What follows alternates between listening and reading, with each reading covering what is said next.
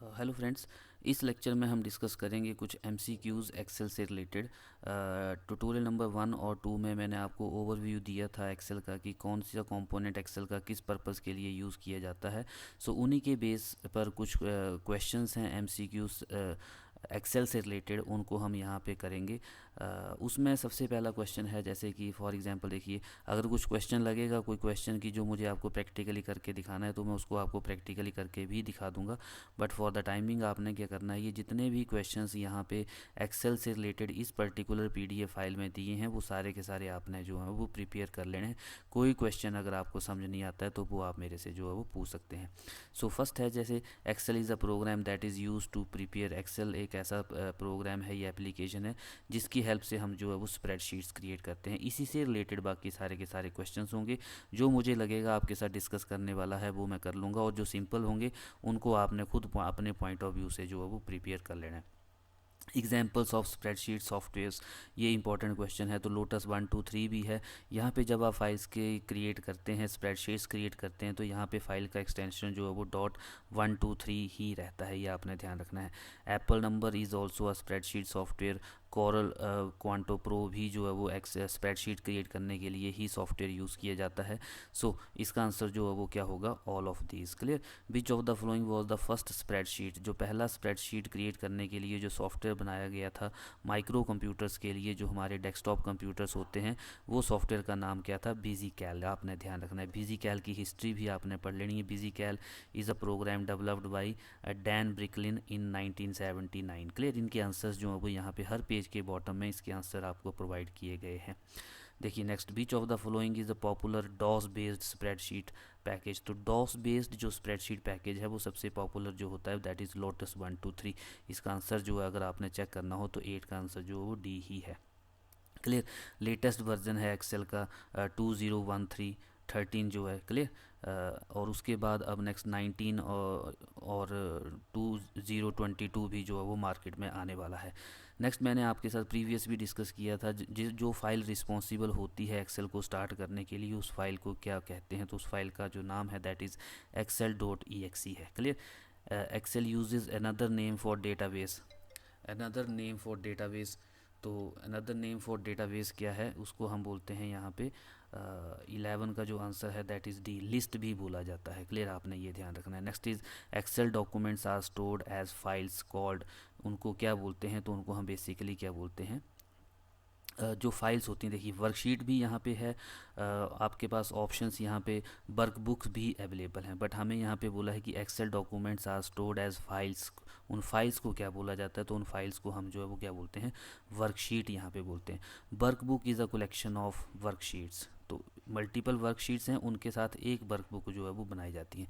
बाकी ये सारे क्वेश्चंस हैं। Default extension of MS Excel की फ़ाइल का जो डिफ़ॉल्ट एक्सटेंशन है वो क्या रहता है, सो वो एक्सटेंशन जो है वो .xls है। अगर आप 2003 यूज़ कर रहे हैं, 7 अगर यूज़ कर रहे हैं तो .xls है।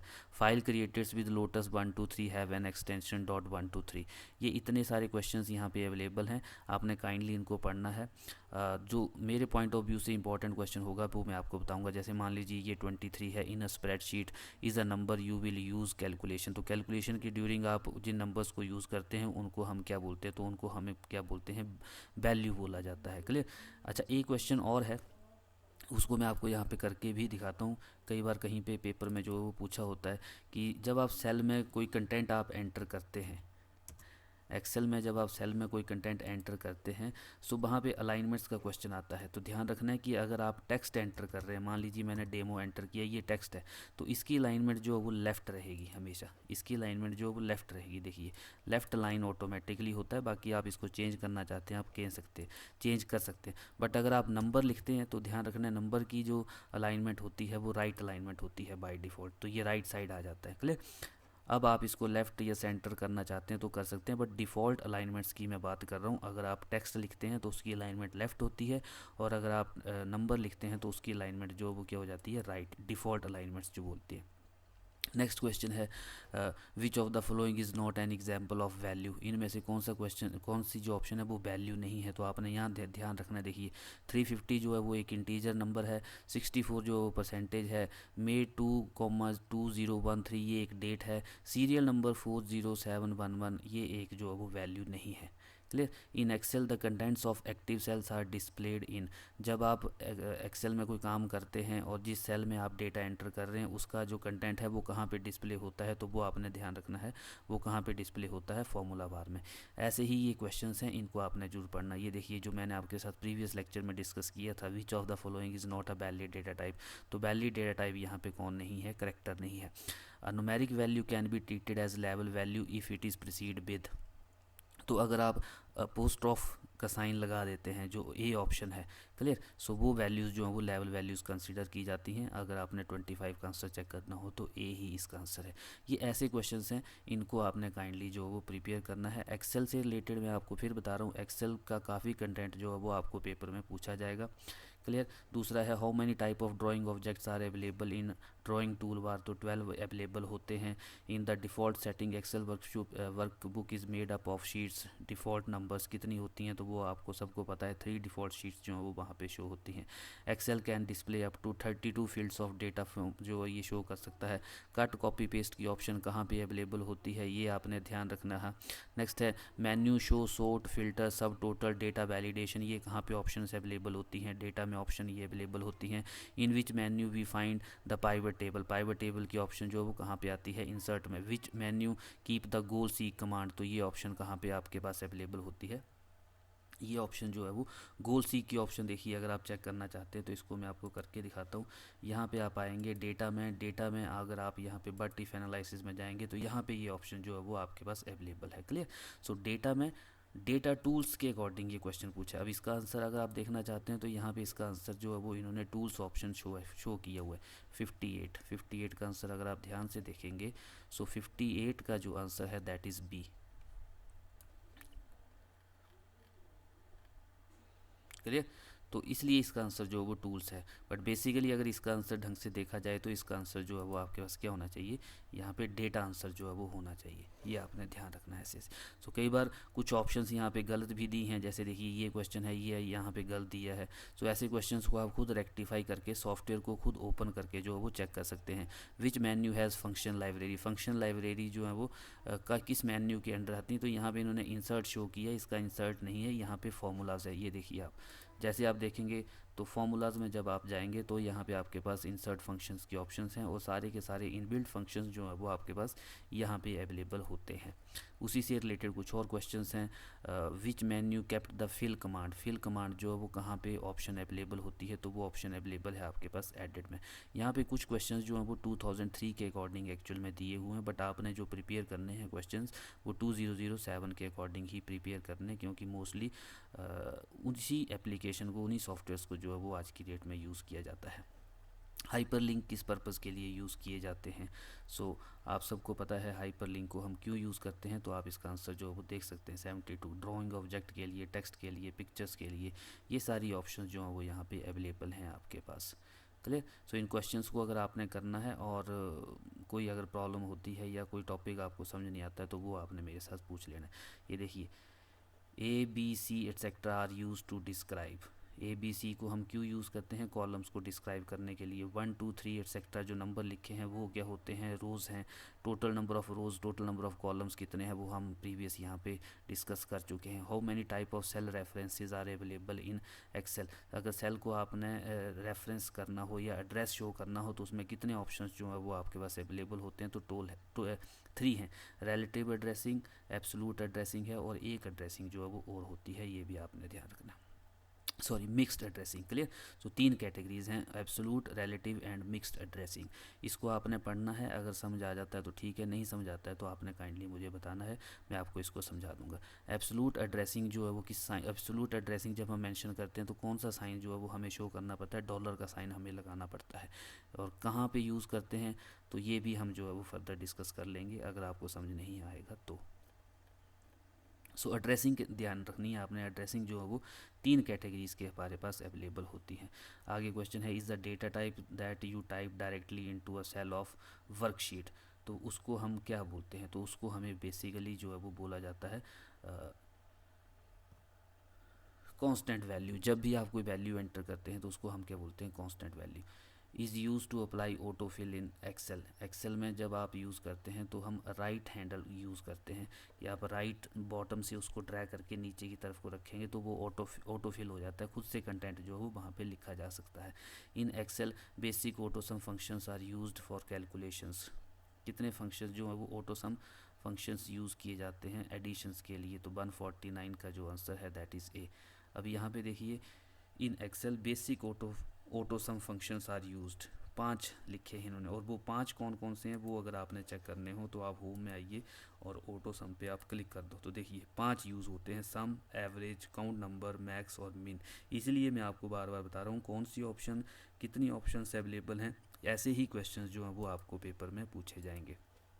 सो ये जो पीडीएफ फाइल है, ये अगर आप ध्यान से कर लेंगे तो आपके जितने भी एक्सेल से रिलेटेड क्वेश्चंस बनेंगे वो सारे के सारे आपको यहीं से ही मिल जाएंगे।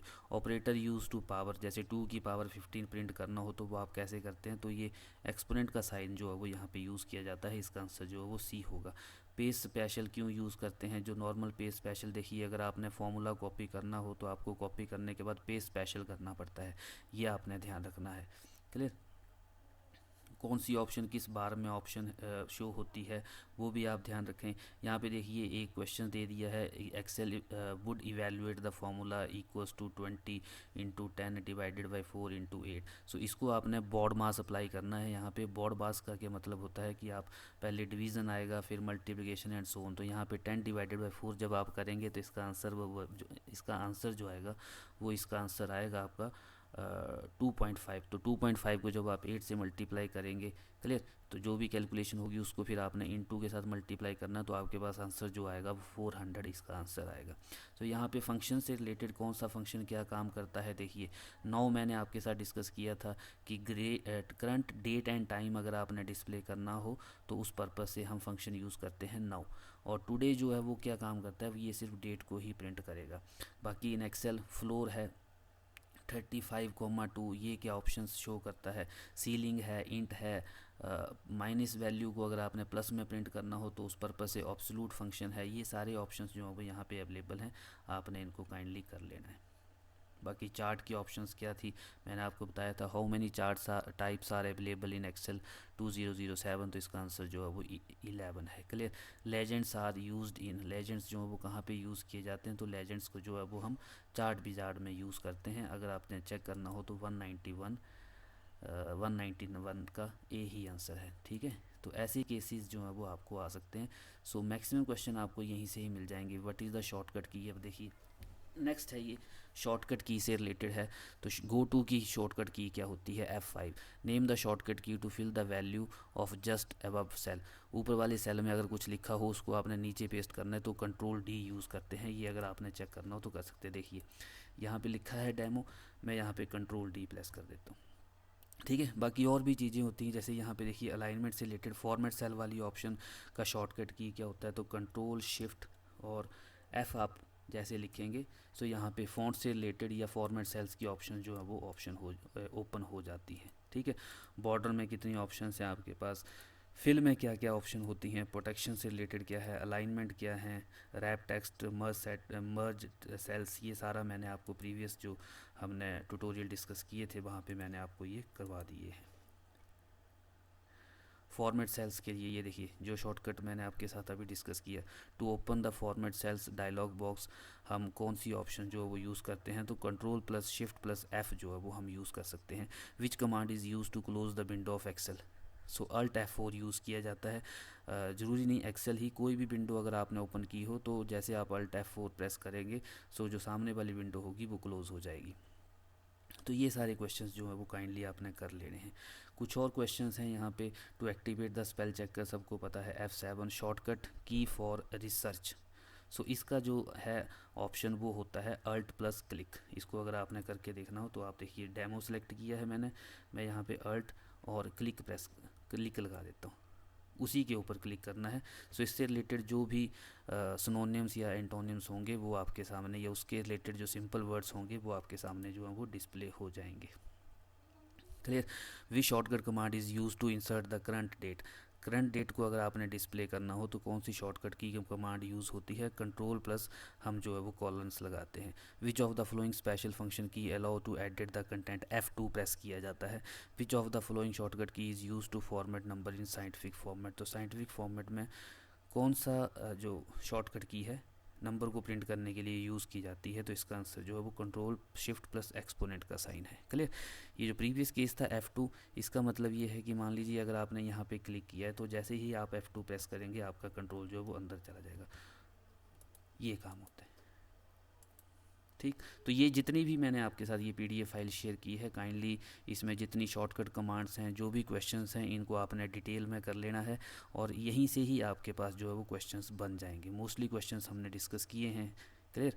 जैसे ये क्वेश्चन आ गया, you can add a hyperlink to your worksheet by pressing, तो क्या जो है वो आप प्रेस कर सकते हैं, तो कंट्रोल प्लस के जब आप प्रेस करेंगे तो आपका हाइपर लिंक की ऑप्शन जो है वो ओपन हो जाती है। ये देखिए, कंट्रोल प्लस के करने के बाद। क्लियर। तो इस PDF फाइल को आपने कर लेना है। कोई डाउट रहता है तो आपने काइंडली व्हाट्सएप ग्रुप पे उसको शेयर कर दो, सो दैट मैं उसको आपको प्रैक्टिकली करके भी दिखा दूंगा। Excel, MS Word, PowerPoint और MS DOS, ये इंपॉर्टेंट टॉपिक्स हैं। काफ़ी सारे क्वेश्चन जो हैं वो आपको यहाँ से मिलेंगे, इन सब को आपने कर लेना है। Till then, thank you.